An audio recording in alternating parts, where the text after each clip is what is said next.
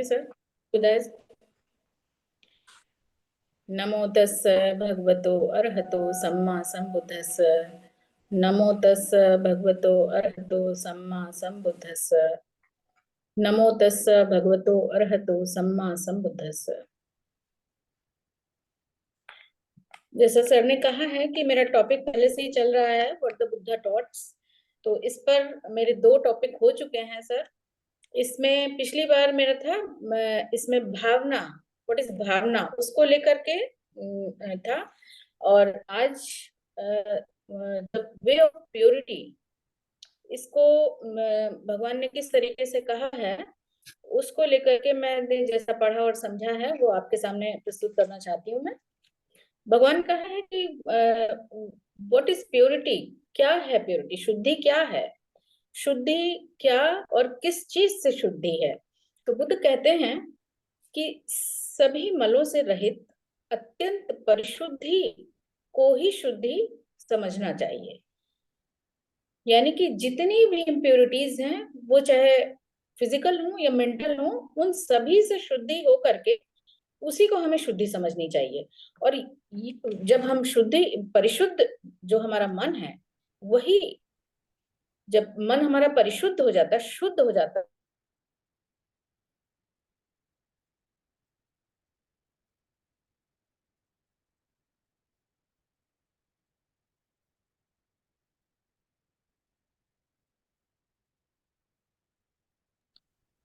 Sound गया।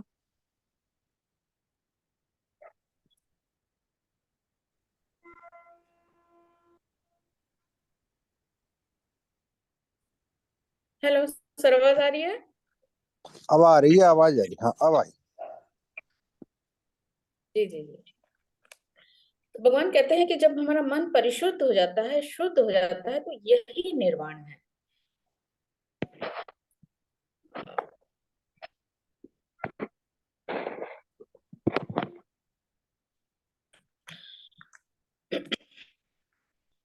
अब यहाँ पर भगवान ने कहा है कि फिजिकल प्योरिटी और मेंटल प्योरिटी। तो जो फिजिकल प्योरिटी है उसको तो हम देख सकते हैं, और देख करके एनी हाउ उसको किसी भी तरीके से उसको हम दूर कर सकते हैं, साफ कर सकते हैं, उसकी शुद्धि कर सकते हैं। फिजिकल प्योरिटी में मान लीजिए हमारा कहीं भी शरीर किसी भी तरीके से गंदा हो गया, या कहीं कीचड़ लग गया, या कुछ किसी अन्य चीज से जो शरीर पे नहीं लगनी चाहिए उससे हम अशुद्ध हो गए हैं, किसी तरीके की गंदगी लग गई है, तो वो उसको किसी भी तरीके से, पानी से, किसी अन्य चीज से उसको करके हम साफ कर सकते हैं। लेकिन भगवान कहते हैं कि यहीं पर दूसरी प्योरिटी है जो कि है मेंटल प्योरिटी, जिसका कि एहसास होना ही सबसे बड़ी चीज है, जिसका हमें एहसास ही नहीं हो पाता है पहली बात तो। और एहसास होना बहुत कठिन है, हो जाए यही जो है, यही हमारी शुद्धि का मूल मार्ग होगा। और इसका एहसास होना ही एक तरीके से निब्बान के पथ पर हमारा कदम होगा। तो मेंटल जो हमारी इम्प्योरिटीज हैं, उन इम्प्योरिटीज का एहसास होना, उनको जान लेना, उनका ज्ञान हो जाना। और जब तक हमें ज्ञान नहीं होगा तब तक हम उन इम्प्योरिटीज को कैसे दूर कर सकेंगे। कोई कपड़ा गंदा है, हमने उसको पहन लिया या उसको हम इस्तेमाल कर रहे हैं और हमें इस नॉलेज में नहीं है कि साफ क्या है और गंदा क्या है, तो हम उसको इस्तेमाल करते ही रहेंगे बिना किसी तरीके से साफ किए। तो जो मन की अशुद्धियां हैं, उन अशुद्धियों को जानना बहुत जरूरी है, तभी हम जान करके ही उन अशुद्धियों से अपने मन को शुद्ध कर सकते हैं। तो मन को पवित्र इस प्रकार से जब जो हमारी बाह्य गंदगी है, जो शारीरिक गंदगी है किसी भी तरीके से, उनको तो किसी तरीके से स्नान, नदी, पोखर या अन्य किसी आम जन द्वारा माने जाने वाले किसी अन्य किसी नदी आदि में लोग जाकर के पवित्र होने का प्रयास करते हैं। वहां पर किसी स्पेशल जगह पर जाकर के कुछ ऐसी चिन्हित जगह भी हैं जहां पर लोग कहते हैं कि यहाँ पर जाके स्नान कर लेने से पवित्र हो जाएंगे। तो ऐसा प्रयास लोग करते रहते हैं। लेकिन ऐसा करने से क्या हम वाकई में शुद्ध मन की शुद्धि हो सकती है? तन को तो साफ कर सकते हैं, लेकिन ऐसा करके हम मन को साफ नहीं कर सकते हैं। तो मन और चित्त में व्याप्त जो अशुद्धि है उसको साफ करने के लिए सबसे पहले तो सत्य को जानना बहुत जरूरी है। और जब सत्य को जान करके शील समाधि और प्रज्ञा रूपी जल से ही उसको हम साफ कर सकते हैं, और इसी जल से हमारी वास्तविक बुद्धि हो सकती है। जब हम ऐसा देखने लगते हैं कि सभी जो संस्कार हैं वो अनित्य हैं, यानी कि अनित्यता का ज्ञान हो जाना, जब हम ये देखने लगते हैं कि सभी संस्कार अनित्य हैं, तब सभी दुखों से निर्वेद यानी कि हम विराग उत्पन्न होने लग जाता है मन को। और जब इस बात का एहसास होने लग जाए कि जो हमारे आसपास जितना भी कुछ है, चाहे वो सुख है या दुख है, इसी सुख दुख में ही पूरा संसार समाया हुआ है, जब इस चीज का एहसास होने लग जाए, तब फिर वास्तव में अब हम ये समझ सकते हैं, या हम ये हमें एहसास होने लगा, ऐसा हम मान सकते हैं कि हम विराग की ओर उन्मुख हो रहे हैं। विराग की तरफ हमारा मन जो है वो उन्मुख हो रहा है, ऐसा हम मान सकते हैं। तो अनित्यता को भगवान ने अनंत लक्षण सूत्र में भिक्षुओं को, जब पंचवग्गी भिक्षुओं को इस बारे में बताया था, तो उन्होंने सबसे पहले यही चीज उन्होंने शुद्धिकरण को लेकर के, किस चीज से शुद्धि, उसी में फिर उन्होंने अनंत लक्षण सूत्र में ये सारी चीजें पूरे डिटेल में समझाई हुई हैं, जिसमें ध्यान और प्रज्ञा है वही निर्वाण के पास है। कर्म, विद्या, धर्म, शील और उत्तम जीविका, इससे प्राणी शुद्ध होते हैं, ना कि किसी गोत्र, धन, पूजन, स्नान आदि इस तरीके के बाह्य कर्मों से शुद्धि। हमें बाह्य शुद्धि जरूर मिल सकती है, लेकिन मन की शुद्धि जो है वो कर्म, विद्या, धर्म, शील और उत्तम जीविका, इन्हीं चीजों से हम परिशुद्ध हो सकते हैं। हमेशा शील से युक्त रहने वाला व्यक्ति प्रज्ञावान, एकाग्रचित, उत्साही और संयमी होने के कारण जीवन की हर बाढ़ या ओक को वह पार कर सकता है। काया की पवित्रता, वाणी की पवित्रता, मन की पवित्रता को ही शील, इसी के द्वारा हम शील को प्राप्त कर सकते हैं। भगवान कहते हैं कि गंगा, यमुना, कावेरी, घाघरा, सरयू, चिरावती आदि जितनी भी नदियां हैं, इन किसी भी नदियों के जल को से धो करके हम अपने मन को साफ नहीं कर सकते हैं। प्राणियों का वह मल इस शील के जल से ही धुलकर साफ हो सकता है, यानी कि शील ही वह पवित्र जल है जिससे हम अपने मन के अपवित्रता को साफ कर सकते हैं। ना तो पानी भरी हवा, ना तो हरी चंदन, ना ही मुक्ताहार, ना मणि, ना ही चंद्रमा की जो शीतल किरणें होती हैं, उन चीजों से, इन सभी चीजों से प्राणियों का जो जो ये परिदाह है, ये जलन है, वास्तविक मन की जो जलन है, ये सब चीजें उसको शांत नहीं कर सकती,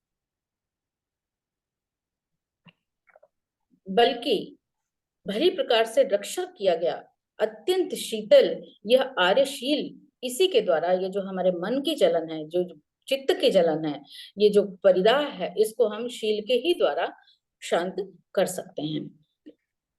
शील की गंध के समान, भगवान कहते हैं कि शील की गंध के समान कोई दूसरी गंध नहीं है।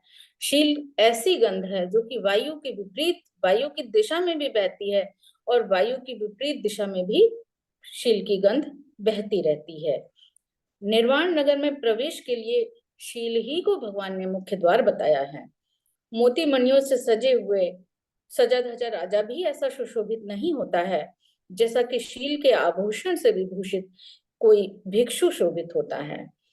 तो शीलवान आत्मनिंदा के भय को मिटा देता है। जिसके अंदर शील होगा, जो शीलवान है वाकई में, तो उसके अंदर से सारे भय निकल जाएंगे।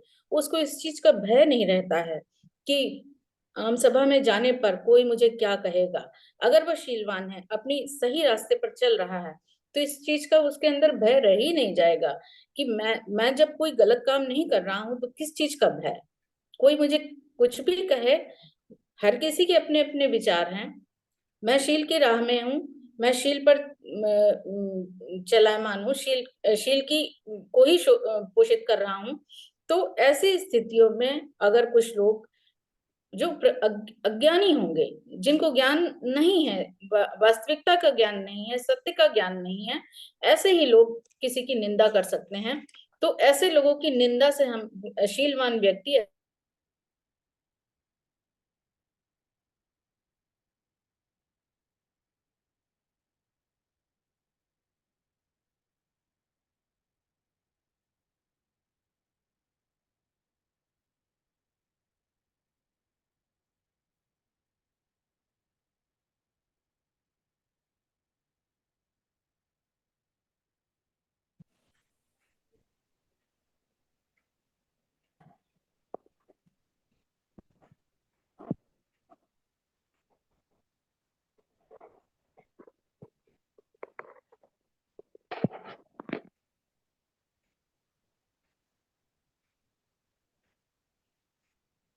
हेलो,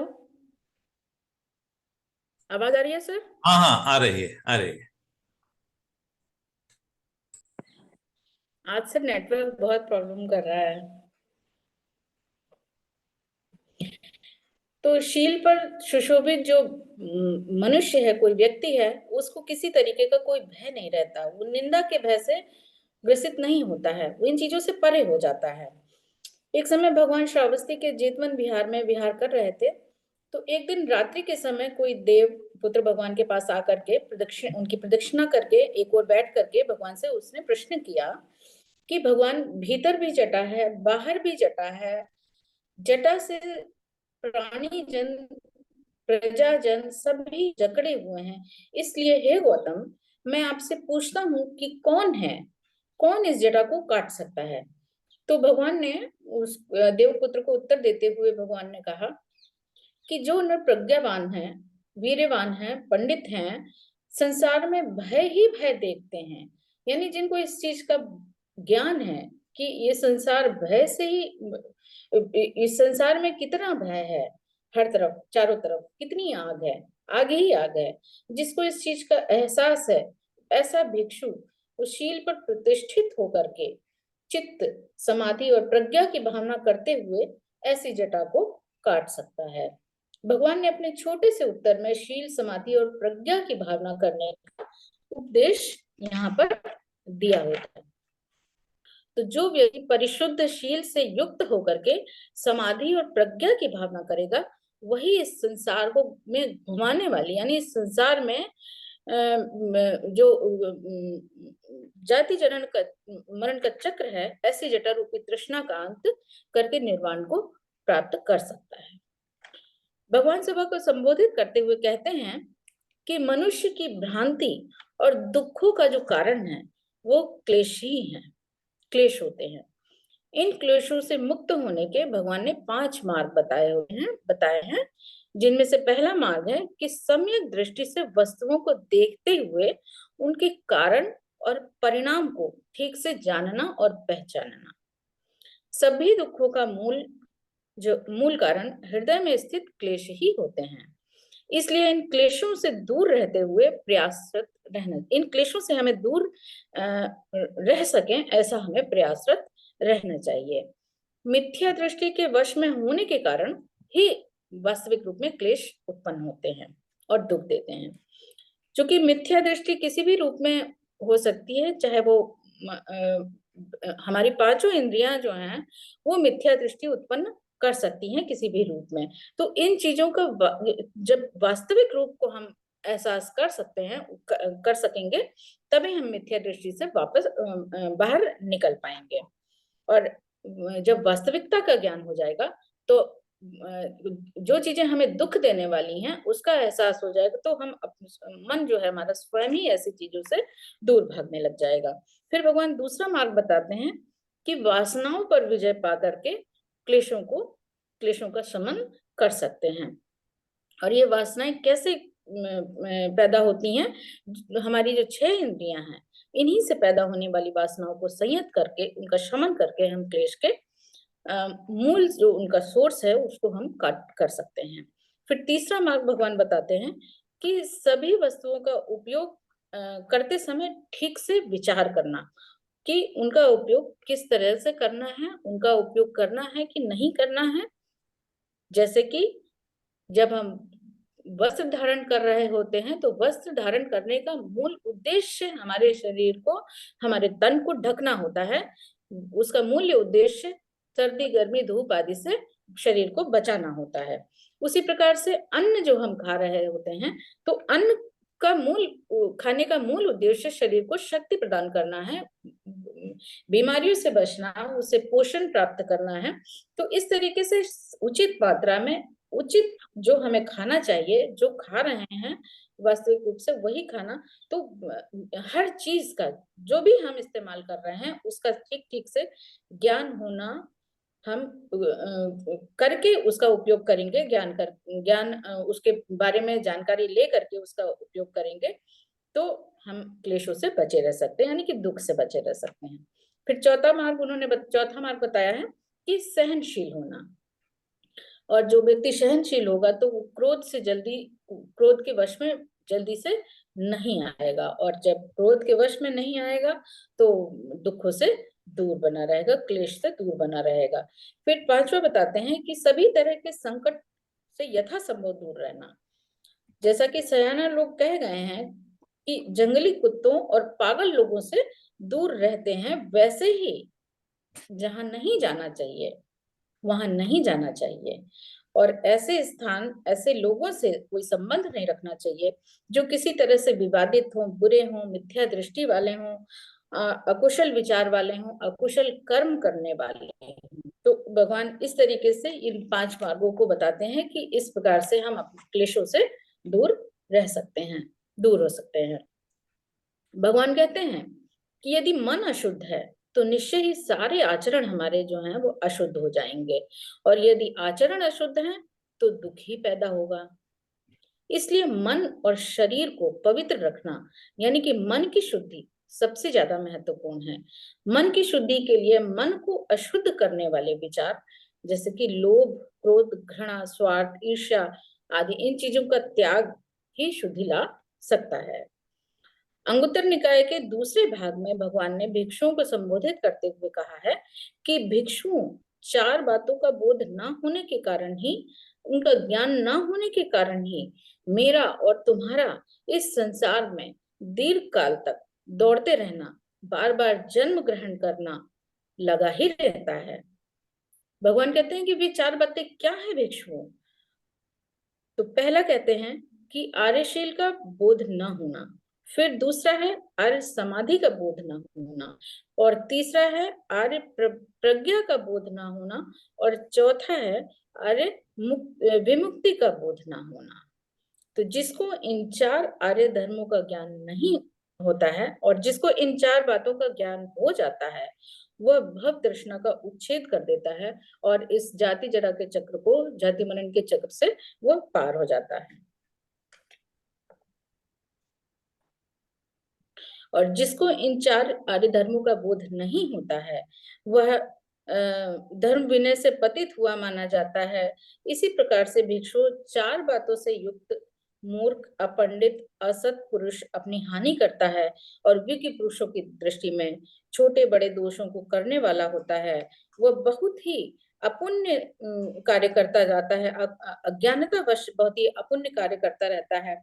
और ये 4 धर्म जो है वो कौन से हैं? भगवान कहते हैं कि पहला है कि बिना सोचे समझे, बिना परीक्षा किए गुण रहित का गुणगान करता रहता है। अज्ञानी, जो जिसको ज्ञान नहीं है, वह गुण रहित का गुणगान करता रहता है, बिना सोचे और परीक्षा किए गुणी के अवगुणों को गाता रहता है, बिना सोचे और परीक्षा किए हुए जहां पर प्रसन्न होना चाहिए वहां पर अप्रसन्नता व्यक्त करता है, और बिना सोचे समझे जहां पर अप्रसन्न होना चाहिए वहां पर अपनी प्रसन्नता व्यक्त करता है।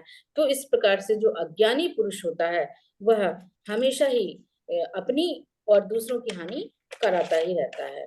फिर भगवान कहते हैं कि चित्त या मन की शुद्धि में बाधक जो है हमारी 5 इंद्रियां होती हैं, जो कि पहले भी बताया जा, इस पर सर ने बहुत लंबी चर्चा की हुई है। थोड़ा सा मैं यहाँ पर ले लेती हूँ इसको।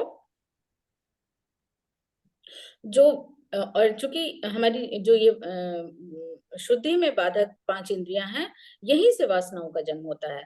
हम सभी लोग जानते हैं कि आंख द्वारा देखे जाने के कारण, कान के द्वारा सुनी गई ध्वनियों के कारण, नाक द्वारा सूंघी गई गंध के कारण, जिह्वा के द्वारा टेस्ट किए गए स्वाद के कारण, और त्वचा के द्वारा स्पर्श अनुभूति के कारण ही वासनाएं पैदा होती हैं।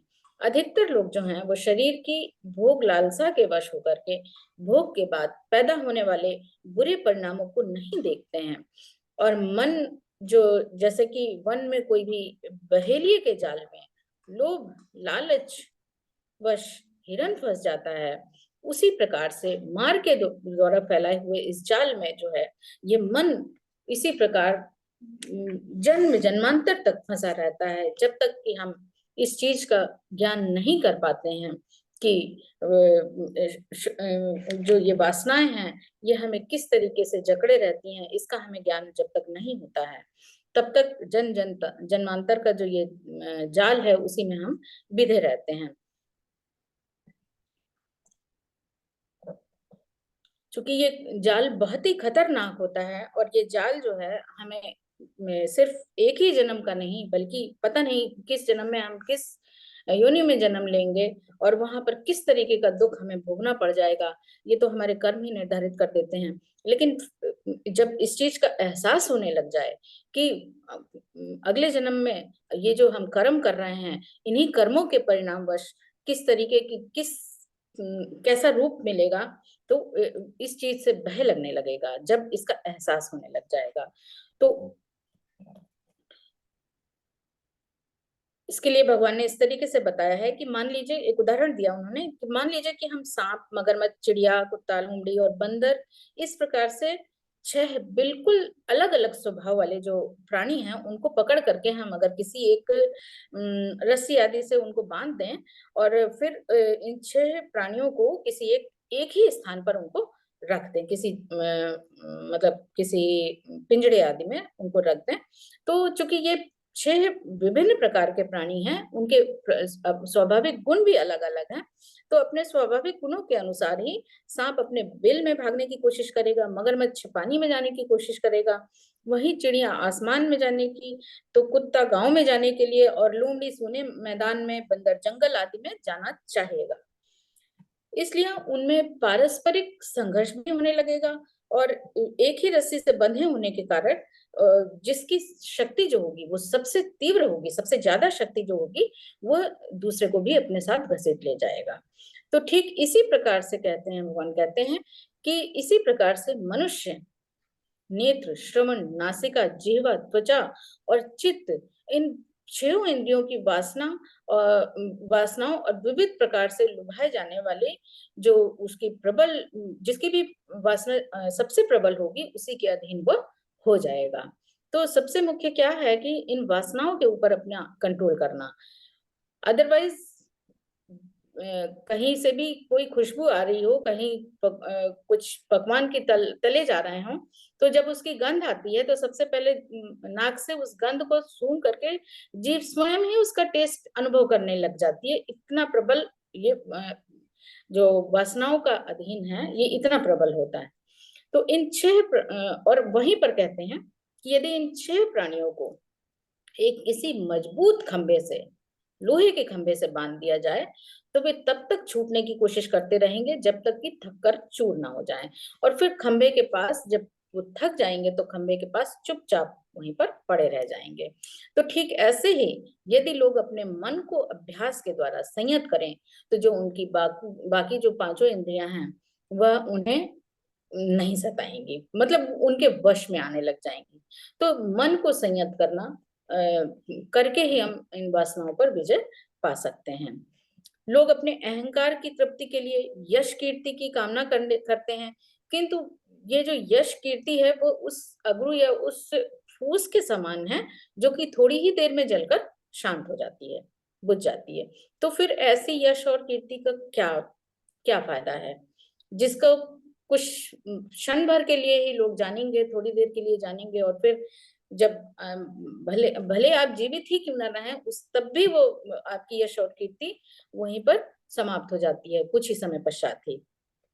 लेकिन शील के द्वारा सुसज्जित जो हमारी कीर्ति है वह सदियों सदियों तक कीर्तिमान बनी रहती है। जैसे कि हमारे जितने भी हम अरहत लोग हैं उनको हम आज भी याद करते हैं, और जब तक ये बुद्ध सेशन बना रहेगा तब तक उनको याद किया ही जाता रहेगा। तो ये ऐसी कीर्ति है जो कभी भी जिसकी ऐसा यश है जिसकी कीर्ति कभी भी फीकी नहीं पड़ती है। तो जो मनुष्य जो कीर्ति संपत्ति और विषय वासनाओं के चक्कर में पड़ जाता है तो वह छुरी की धार पर लगे हुए शहद को चाटने वाले बच्चे के समान होता है, जो कि शहद के माध्यम जो उसका स्वाद है उसको लेने के लिए जीभ को ही घायल कर लेता है। तो वह आदमी भी उसी बच्चे के समान होता है, तो जो कि कीर्ति के चक्कर में वो अपना जो वास्तविक जीवन है उसको भी कई बार होता है कि खतरे में डाल देता है। उसी तरीके से ऐसे मनुष्य जो हैं तेज हवा के विरुद्ध मशाल को लेकर चलने की कोशिश कर रहे होते हैं, जो मशाल निश्चित ही उनके मुख को भी जला देती है। तो इसलिए लोभ क्रोध मूर्खता से भरे मन पर हमको अपना भरोसा कभी नहीं करना चाहिए, और ना ही इस मन को स्वतंत्र रूप से निर्बाध रूप से दौड़ते रहने देने के लिए उसको फ्री छोड़ना नहीं चाहिए, बल्कि उसके ऊपर जहां तक हो सके अपना कंट्रोल, हम जितना हो सके उतना कंट्रोल करने की कोशिश करें। और ये कंट्रोल कैसे कर सकते हैं? तो इसके लिए भगवान ने रास्ता बताया है विपश्यना। इसका मुख्य साधन जो मुख्य इसका मन को कंट्रोल करने का जो है उसको हम विपश्यना के द्वारा कंट्रोल कर सकते हैं। तो संपूर्ण मन संयम, पूरे मन को तो कंट्रोल करना बहुत कठिन काम होता है, लेकिन फिर भी जब आप वास्तविकता को जानने लग जाएंगे तब स्वतः ही जो मन है वह सही और गलत को जानने लग जाएगा, और अपने आप ही जो गलत दिशा की तरफ जो मन हमारा मुड़ जाता है अज्ञानता के, जब हम अज्ञानी रहते हैं उस समय, तो जब उसको ज्ञान हो जाएगा, जब सत्य का ज्ञान होने लग जाएगा तो वह स्वतः ही ऐसी दिशा से दूर होने लग जाएगा। लेकिन यहीं पर भगवान कहते हैं कि यह भी एक बहुत बड़ी मूर्खता होगी कि अगर कोई मनुष्य सुंदर आकृतियों से मोहित होने के डर से अपनी आंखों को ही निकाल दे, तो ये भी एक बहुत बड़ी मूर्खता होगी कि कोई रूप हमको दिखाई ही ना दे, हमको कोई गंध सुंघाई ही ना दे, हमको किसी तरीके का टेस्ट ही ना आए, कोई स्पर्श की वो ना रहे, तो इसके चक्कर में अपना जीवन ही खत्म कर दे। तो ये सबसे बड़ी मूर्खता की बात उन्होंने कही है। और वाकई में इन चीजों को स्वयं को हानि पहुंचाए बिना किसी तरीके से, बल्कि मन को कंट्रोल करके इस काम को किया जा सकता है, बिना अपने किसी भी शरीर के किसी भी अंग को हानि किए हुए। तो निर्वाण के पथ का अनुसरण करना कठिन है, किंतु उस पथ पर चलने के लिए अगर मन नहीं है तो कोई कितनी भी धर्म चर्चा सुन ले, कितनी भी पंडितों के बीच में बैठा रहे, चाहे भगवान बुद्ध के पास ही क्यों ना बैठा रहे, अगर उसका मन ही नहीं है कि मैं अपने मन को शुद्ध कर सकूं, तो कोई भी उपाय उसके लिए कारगर नहीं हो सकते हैं, कोई भी उपाय उसके काम नहीं आ सकते हैं। तो सबसे पहले हमारे मन का उस दिशा, मन को तैयार करना और मन में ऐसी अनुभूति होना, मन में ऐसा विचार होना ही सबसे पहले बहुत बड़ी चीज है कि हमें मन को शुद्ध करना है। तब जब ऐसा विचार मन में आएगा तो जैसे कि जब परीक्षा आती है तो परीक्षा की तैयारी के लिए फिर हमें ना तो थकान दिखती है, ना तो गर्मी दिखती है, ना जाड़ा दिखता है, ना बरसात दिखती है, किसी भी तरीके की कोई भी बाधा हो उस समय हमको कुछ भी सुझाई नहीं देता है, सिर्फ और सिर्फ परीक्षा में अच्छे नंबर लाना ही हमारा ध्येय हो जाता है। तो इसी प्रकार से जब हम अपने मन को शुद्ध करने की कोशिश अगर मन में ठान ली है हमने, ऐसा हमने एक संकल्प ले लिया है, तो फिर कोई भी बाधा हमें रोक नहीं सकती है फिर ऐसे में। और जब मन एकाग्रचित हो गया है, मन को कंट्रोल करने का हमने संकल्प ले लिया है, तो निर्माण पथ का जो मार्ग है वह भी प्रशस्त हो जाएगा, और ये जो जन्म जन्मांतर के दुख हैं ये अपने आप ही कट जाएंगे।